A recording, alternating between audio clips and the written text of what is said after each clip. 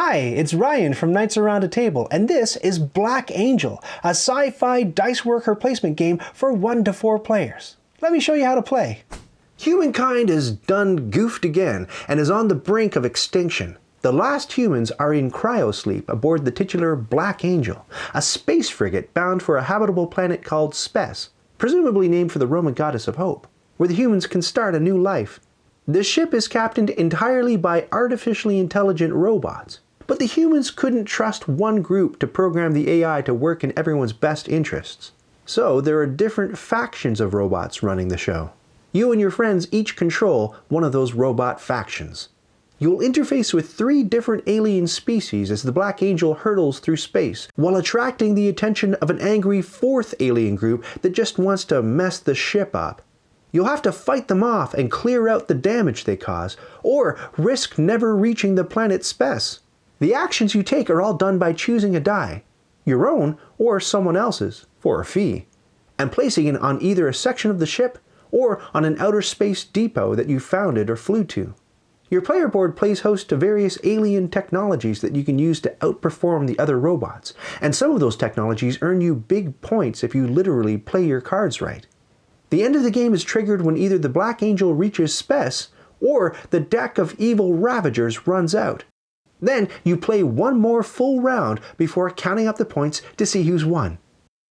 Since this is a sci-fi game, a big part of learning it is wrapping your mind around what all these abstract shapes and symbols mean, which can be tricky because there aren't a lot of real-world analogies to map onto. Here's the Black Angel flying through outer space. This board represents the inside of that ship. The central area is the break room where the robots hang out and play parcheesi. You've got some robots there, and so does everybody else. Depending on where you're sitting at the table, you claim the closest quadrant outside the break room. So this is your compartment, and the other compartments belong to the other players. The available dice go in these 3 depots, which the game calls workstations. Yellow here, blue here, green here. The game calls this color orange and this color gray, but the game needs to go back to kindergarten if you want my honest opinion. I'll be calling them yellow and blue from here on out. Everyone gets a single robot in each of these 3 dice depots. Each robot in each depot entitles you to 1 die from that depot. So off the top of the game, you get 1 yellow, 1 blue, and 1 green die. Roll them and place them in your compartment. Everyone else does likewise. There's some other stuff that happens during setup, but it can be a bit much. If you want a complete setup guide, skip ahead to the setup section at the end of this episode. On your player board, you get 1 of each type of goodie. One of these diamond-looking things, which are just called resources, a red debris cube, and a little spaceship that one of your robots can ride around in. How cute is that? You also get 3 starting technology tiles dealt randomly to your board in a diagonal line. Everyone gets the same 3 tiles, but maybe they get dealt out in a slightly different order since it's random. On your turn, you're going to run a series of steps, either Sequence A or Sequence B. Sequence A is where you get to do all the cool stuff, and Sequence B is sort of a recuperation turn that you generally only choose when you're out of dice or your board's gummed up and you can't do anything cool. Generally, in Sequence A, you can play a card to activate some of your technology tiles, put a die on a section of the ship or an outpost in space to do something cool, and then draw a card to end your turn. In Sequence B, you collect and roll any dice you're entitled to, clear the cards and cubes you've played to your board, and advance the Black Angel closer to the planet Spes, taking a piece from the back of the line and flipping it to the front, which may mean that certain robots and ships and mission cards pop off the board, which can either be a good thing or a bad thing, depending on the circumstances. Let's take a closer look at Sequence A. Sequence A. You start the game with 4 mission cards, 1 in each of the 3 colors, and a special red Ravager card. The first thing you can do if you choose Sequence A is to play one of your cards to a spot along the left edge or the bottom of your board to activate the goodies and powers on your technology tiles.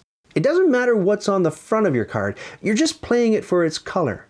So you can put this yellow card here, here, here, here, here, or here. The card will let you activate any technology tile in its row or column that matches its color. So putting the yellow card here is a bad move. You've got no yellow tech tiles in that row to activate. But if you put it here, or here, you can fire off the thing on that yellow technology tile in the middle of your board. Of course, same deal if you put a blue card here, or a green card here or here. And you'll probably be building more of these tiles as the game goes on, so you can imagine that if you had a row of blue tiles here, and you played a blue card to that row, you could fire off all 3 of those tiles in a single shot, and in any order you like. The red Ravager cards are special because they'll fire off everything in a row or column regardless of its color. So if your board looks like this, and you play a Ravager card here, you get to activate all 3 of these tech tiles. Don't worry about all the symbols on the tech tiles for now. We'll talk about what they actually do a little later. The slots can only hold 1 card each, so after you take a number of turns, you'll eventually gum up your board with cards, which is when you might want to choose sequence B on your turn to clear things out. Keep in mind that playing a card to your board in this step is optional.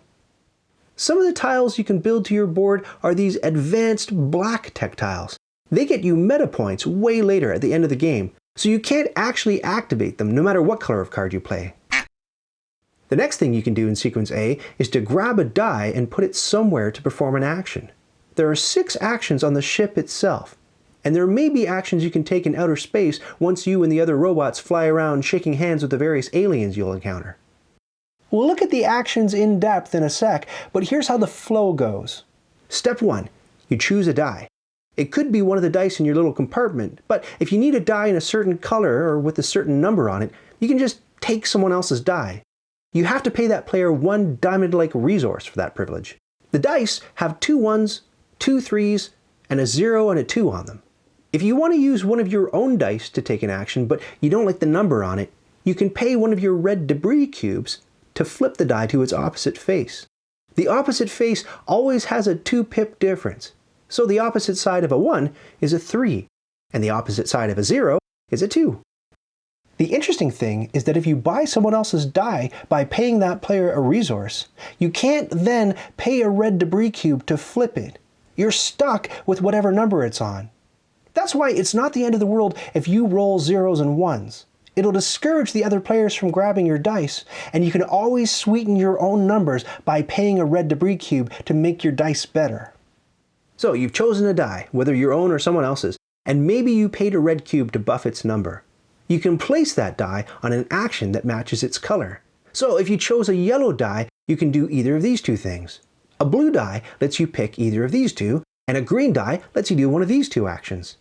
If there's a card out in space and you have a robot on it, either sitting on the card or parked there in a spaceship, and we'll see how that happens shortly, and it's a certain type of card that does something when you activate it, and the die you chose is the same color as the card, well then you can put the die on the card and do the thing. So throughout the game, you and the other players will effectively be building additional worker placement spots up here in outer space. Wherever your die ends up, the number on it determines how many times you can do the thing. If it's a 0, you can do the thing 0 times. If you were lucky enough to snag a 3, you can do the thing up to 3 times. Then you return the die to the common depot where it originally came from. Nobody owns it now. You draw a card of the same color as the die you used. Use a yellow die, or draw a yellow card. You can hold as many red Ravager cards as you want, but you have a hand limit of 6 colored mission cards. That means if you already have 6 missions and you draw a 7th, you just need to discard back down to 6 from whatever's in your hand. After you draw a card, your turn is over. And that's Sequence A! Ravagers. This all sounds very pleasant, but as we know from all the sci-fi movies we've seen, space is horrifying. There's a species of alien called the Ravagers who just want to F with the Black Angel's S, and they'll put a wrench in any plans you try to lay by attacking the ship and messing with the worker placement spots you want to use. The game begins with 2 red Ravagers already on board, and 2 damage cubes. If you try to put a die on an action that has a Ravager on it, you have to do the thing on the Ravager card, which is generally something bad. If there's a damage cube on the action, well, that's a warning that something more serious could occur there later. If there are 2 damage cubes on the space, then whatever die you place there becomes less effective by 1 pip. So your 3 die acts like a 2, which means you only get to do the thing twice. Whenever one of the robots flies into outer space and greets the friendly aliens by yelling, "Hi guys!" it attracts more Ravagers to the Black Angel. Each action space can play host to up to 3 Ravagers. If you place a die there, you activate the penalty on the topmost card, not all 3 cards. If the Ravagers do more than 2 cubes of damage to a space, they actually start to damage the unrolled dice. Thankfully, there's a way to battle the Ravagers and clear the damage cubes off the ship. Let's take a look at what the Black Angel's action spaces do. Action spaces. Putting a green die in this green space lets you fight the Ravagers. You get to fight as many Ravagers as you have pips. So, 2 pips lets you repel 2 Ravagers, and you get to take those Ravager cards into your hand. You'll recall that red Ravagers act as wild cards when you play them to activate tech tiles on your player board, so they're handy to have. The one catch is that it's all or nothing. You have to clear out all of the Ravagers from a space, or you can't touch that space. So if you placed a green 2, you could clear out these 2 Ravagers, or you could grab this one and this one, but you couldn't grab 2 out of these 3, because you need to clear them out completely. We'll look at what these spaces collectively do in just a sec. If you put a blue die on this space, you get to repair the Black Angel by removing damage cubes from the ship. Again, the number on the die is the number of times you get to do the thing. So place a 1 and you get to clear out 1 damage cube. That cube could either be one of the cubes on an action space, or one of the cubes on a damaged die in a depot. If you nab one from an action space, you have to grab the more serious action damaging cube first, and leave the more innocuous one there. The damage cubes you collect now turn into useful debris cubes for you. You can either put them up here in your storage area, or you can put any number of the ones you collected on your tech tiles for a free activation. Each tile can only hold 1 cube, so you can picture your board filling up with cards along the edges and debris cubes cramming up your tiles. If you perform the Sequence B recuperation step on a later turn, you get to clear out the cards and the cubes. The cards get discarded, but the cubes go up here where you can spend them on stuff later. So by activating your tiles with them, you've effectively squeezed extra utility out of them. Remember that you can spend a debris cube to flip one of your dice to its opposite face before you use it. But you can't spend debris cubes that are locked up on tech tiles like this. Well, that's another reason why clearing your board in Sequence B is handy. On this action space, you can buy new tech tiles. The prices are listed next to each tile in pips. So the die you place gets you a certain amount of money to spend on tiles. Place a die with 3 pips on it, and you can buy 3 tiles that cost 1 pip, or a 2 and a 1, or just a 2, or just a 1 on any of these action spaces. You don't have to use all of the pips you're entitled to. If you grab a tech tile in one of the 3 colors, it doesn't get replaced. You just leave holes in the lineup. The available tiles will change as more locations get placed in outer space. If you grab a black advanced tech tile, it does get replaced. Once you take all the tiles you want and can afford in any order, you get to inject them into your player board. So the non-black ones can slide from here, here, here, here, here, or here. They push the existing tiles on your board like a conveyor belt, potentially popping a tile off the end. If one pops off, you just place it next to your player board. You can't activate it with damage cubes you remove from the Black Angel, or by placing cards down anymore. But it could come in handy in other ways, so keep it close. If you bought a black advanced tech tile, you can only slide it in on this bottom left corner. So either this way or this way. The black tech tiles don't do anything for you during the game, but they give you the opportunity to score big points at the end of the game. And the way you do that is the most confusing part of Black Angel. So let's take a really close look. Scoring black tech tiles. The way that black tech tiles score can be hard to wrap your mind around. You can think of one of these tiles as a promise of future points. This one, for example, says it will give you 2 points for every red debris cube you have at the end of the game. What the tile's not telling you is that it can only ever give you a maximum of 4 points, no matter how many debris cubes you have. Any black tech tile on your player board maxes out at 4 points. So if you end the game like this, with 0 debris cubes, then the black tech tile gets you 0 points. I think that's easy to understand. But if you ended the game with a whole boatload of debris cubes, that's 2 points, 4 points, and we're done.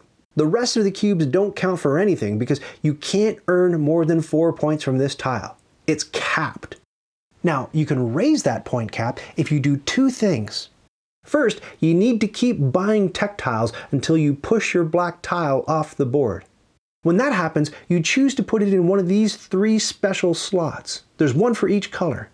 Now, at the end of the game, the cap is still 4 points, but for each card you're able to tuck next to that slot, you can raise the ceiling by another 2 points. You get a 2-point potential increase for every card you tuck. So here we are at the end of the game. You've got 3 debris cubes. You bought a bunch of tech tiles and squeezed the black tile off, placing it on this spot. 4 is still the most points you can earn. But if you had a card tucked here, now the max is 6 points. 2, 4, 6. If you had another card tucked here, now the max is 8 points. But you don't earn all 8 points because you still only have 3 debris cubes. If you managed to collect 4 more debris cubes, you would earn 2, 4, 6, 8, still 8, still 8, still 8 points because you're capped to 8 points maximum for this tile.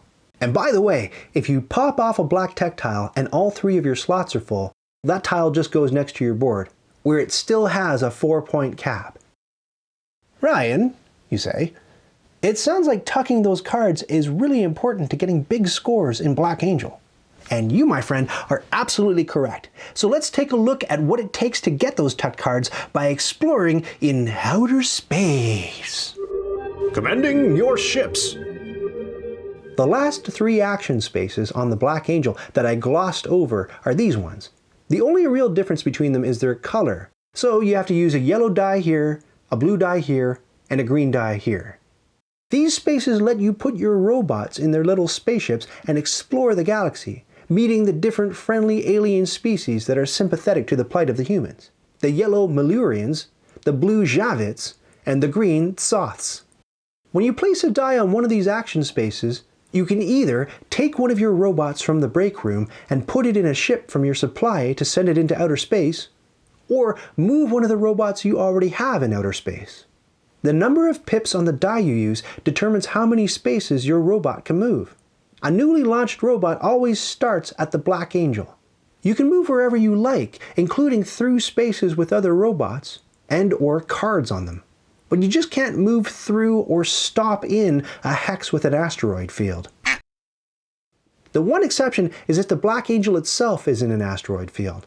In that case, the ship's shields protect your little recon ship. Many of the hexes in outer space have either a yellow Malurian planet, a blue Javit ship, or a green Tsoth ship on them. If you placed a blue die on the blue Command Your Ships action space, and you used up to that many pips to optionally travel, and then ended your movement on an empty hex with a blue ship on it, you can place a blue mission card from your hand on that space to create a new outpost. A bunch of stuff happens at this point. First, you become the owner of that outpost. Take one of your robots from the break room and put it on this little circle on the card. That always confers you some sort of reward. Usually it's a certain number of points, but it can be a ship or other stuff. Meanwhile, the robot in your ship is like, "Look at me, everybody! I'm at an outpost!" drawing the attention of the evil Ravagers. Count up the number of visible Ravager icons on the adjacent hexes and draw that many Ravager cards from the deck. Each card tells you which Black Angel section space it should screw up. Stick the Ravager card there and add a damage cube to the action space, always starting with damage space 1 and then damage space 2 if 1 is full.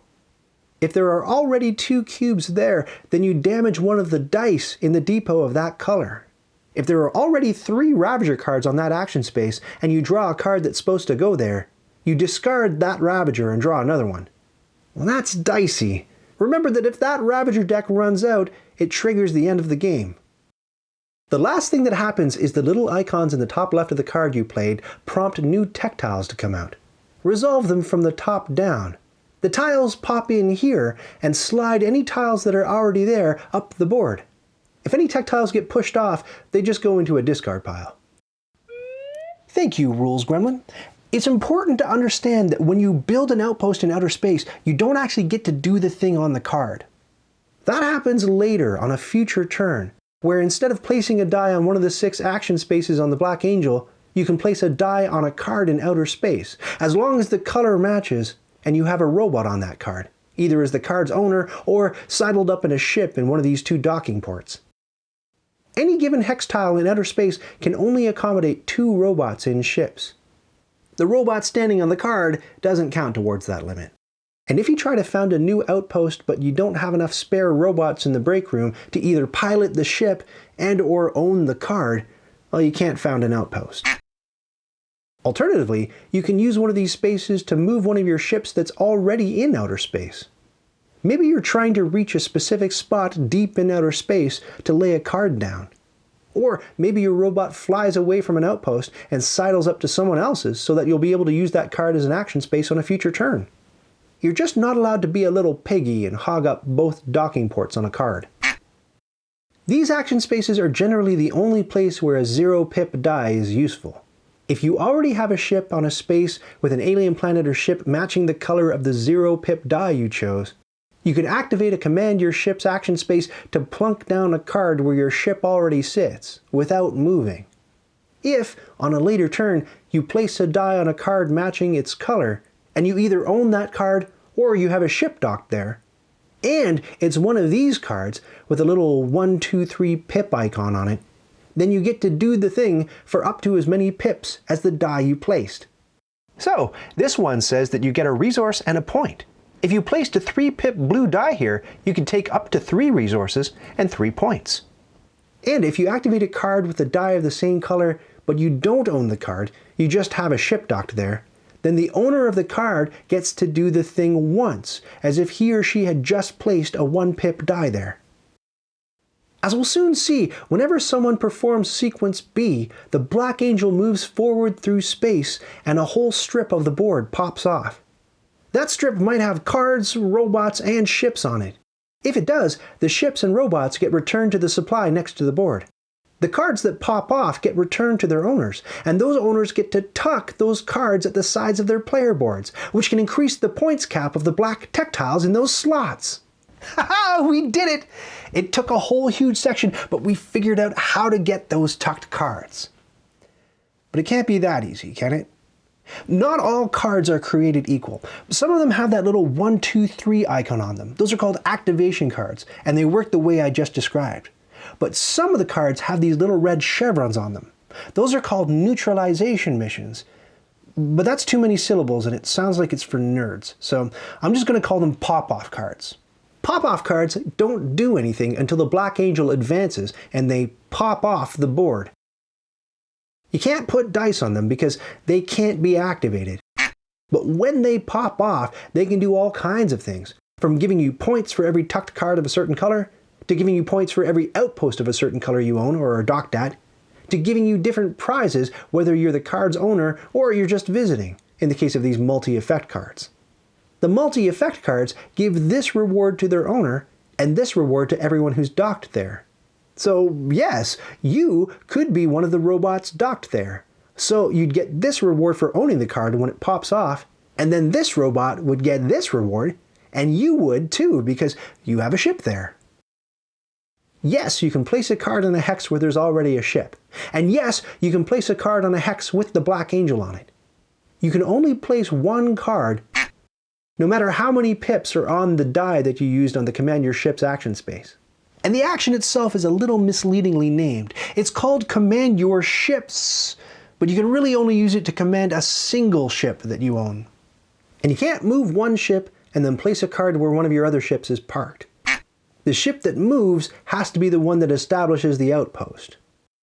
That's all the stuff you get to do in Sequence A. Now let's take a look at Sequence B, the reset step. Sequence B. First, if you decide to run Sequence B and you still have dice remaining in your compartment, you suffer a points penalty. 1 point per pip on the dice you haven't used. Got 2 pips left over? Lose 2 points. Lose the dice too. They go back to their respective colored depots.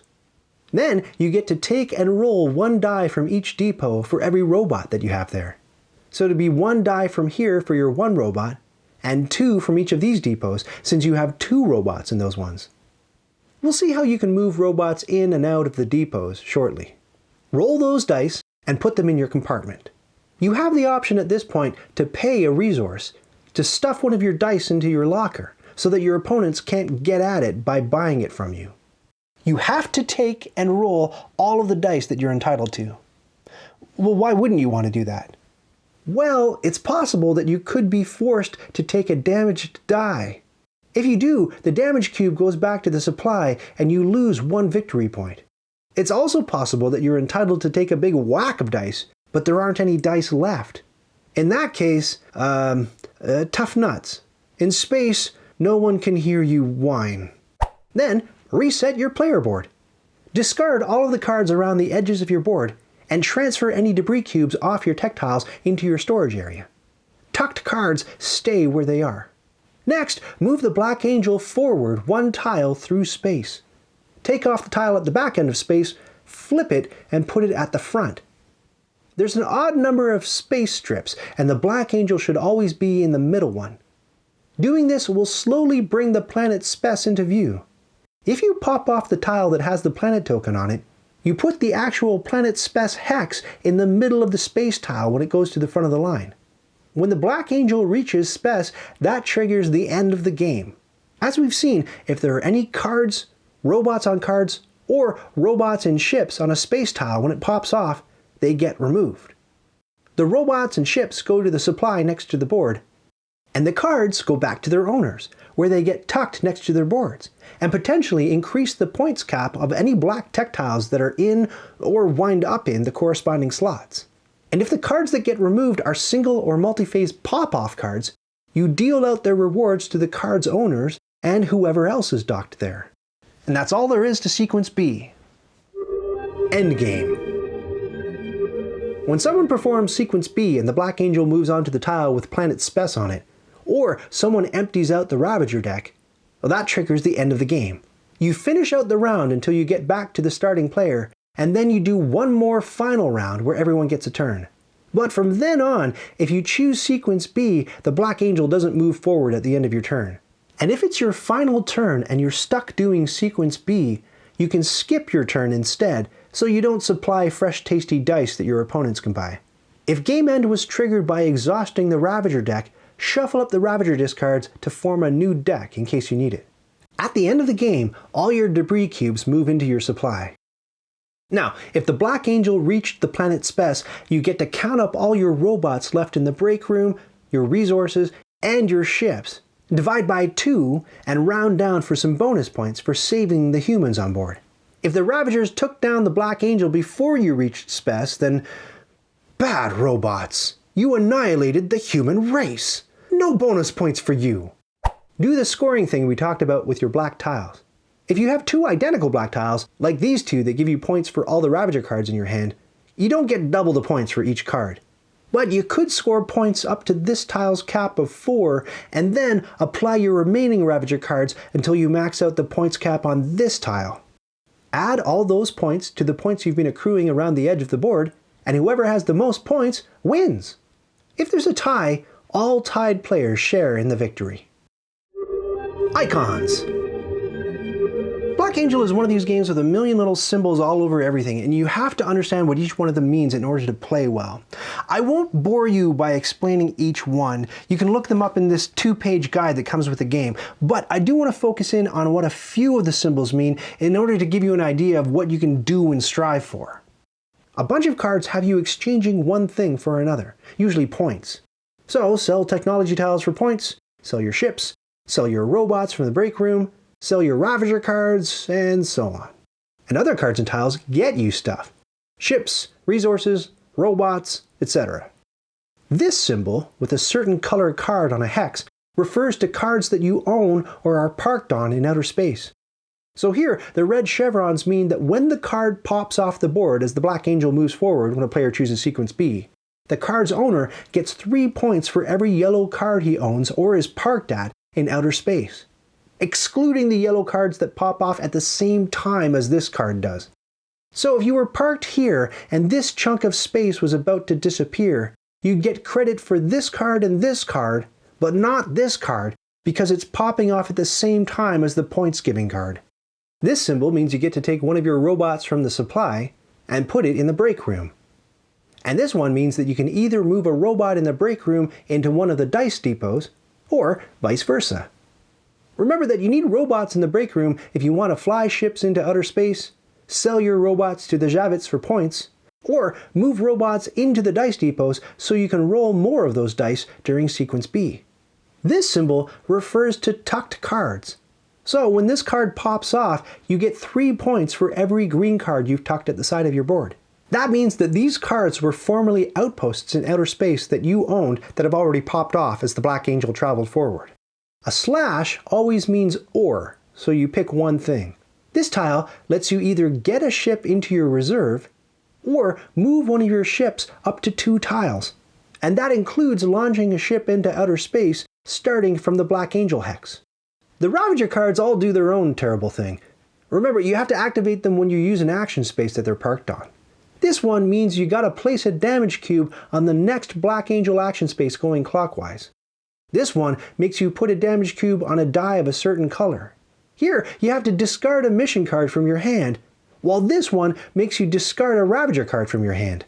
And this one imprisons one of your robots from the break room. But if this Ravager gets defeated, any robots on the card go back to the break room. The designers looked at their game and they thought, maybe it's not quite complicated enough. So they added an advanced variant. Advanced mode. In the advanced variant, all of the technology tiles start boost side up. The boost sides of the tech tiles do different things, like set a die of a certain color to a 3.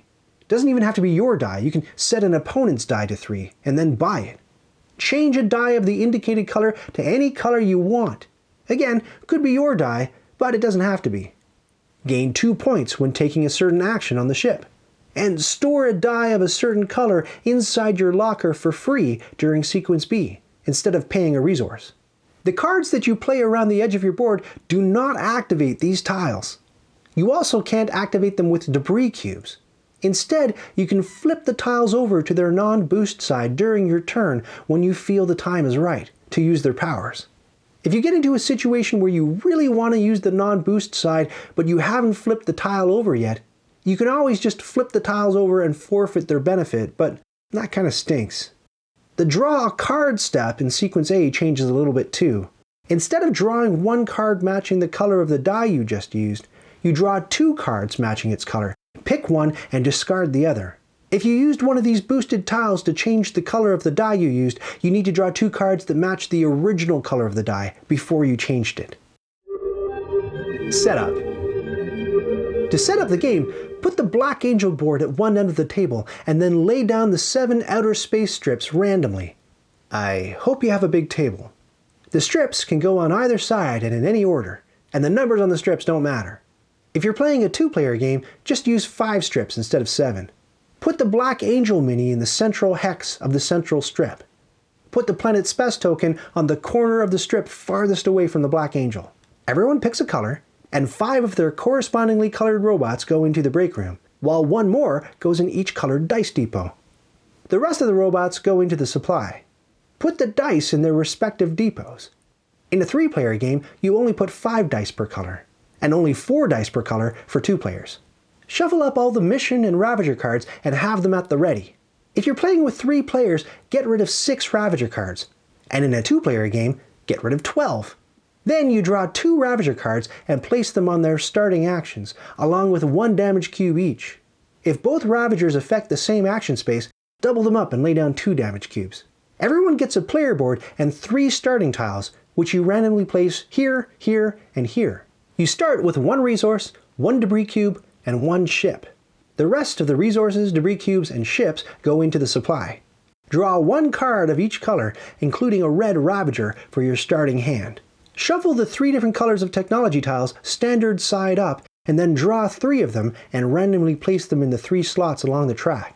If you're playing the advanced variant, these tiles go boost side up instead. Shuffle up the black advanced tech tiles and deal out 4 at random down here. Put one of your discs on the 5-point mark on the scoring track, and the other in one of the 4 compartments to claim it. probably the one closest to where you're sitting, and you'll all be clustered around one end of the table because outer space takes up a lot of room. The starting player is the first player who can coherently gargle Asimov's 3 laws of robotics with orange soda. That person gets the start player token, a paper towel for cleanup, and the player guide marked 1. Everyone else gets the higher numbered player guides going clockwise around one end of the table because outer space is a table hog! If you're not the starting player, your player guide has some sort of starting benefit on it that you can take now. Everyone grabs 1 die from each depot, rolls those dice, and places them in the respective compartments. If you set up for a 2-player game, you take a non-player robot color and put 1 robot in each depot to represent a dummy player. Roll 1 of each die for the dummy player, just to give you and your opponent more options. You can both buy dice from the dummy like you would a real player. Whenever you or your opponent choose sequence B, the dummy player's non-zero dice stay in the compartment, but dice with zeros on them go back to the depot. Then, for each robot the dummy has in a depot, if the dummy has no dice left in its compartment matching that color, roll 1 of those dice and give it to the dummy. So here, the white dummy has a blue star and a yellow 1. A human player has decided to run sequence B, so the blue star goes back to the depot. The dummy has 1 robot in all 3 depots. So you roll a die for the dummy from every depot except yellow, since the dummy already has a yellow die, before the player takes and rolls his or her own dice. During gameplay, anytime a player moves a robot into a dice depot, you bump out a dummy robot. So the dummy may end up rolling fewer or no dice by the end of the game. You can also play Black Angel solo. Check out my How to Play Black Angel solo video to learn more. And now you're ready to play Black Angel.